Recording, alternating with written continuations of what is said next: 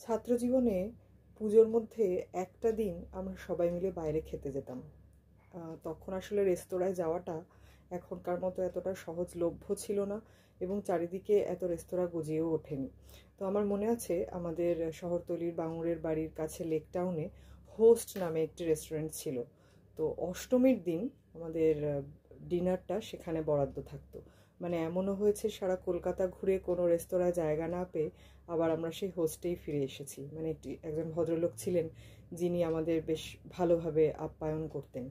তো এখন তো আর গিয়ে রেস্তোরাঁয় খেতে সবসময় লাগে না, মানে মোবাইলের কয়েক ক্লিকেই আমাদের বাড়িতে খাবার এসে পৌঁছে যায়।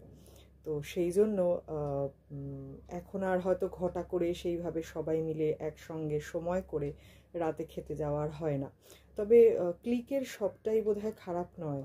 মানে এমনও আমি একটি পরিবারের কথা জানি যাদের সন্তান বাইরে থাকে, কিন্তু রাত্রিবেলা যদি তার বৃদ্ধ মায়ের কখনো আইসক্রিম খেতে ইচ্ছে করে, সে কিন্তু ক্লিকের বসেই সেই ব্যবস্থাটি এখন করে দিতে পারে, কারণ বাইরের দূরত্বটা এখন আর এই অনলাইনের যুগে খুব একটা ম্যাটার করে না।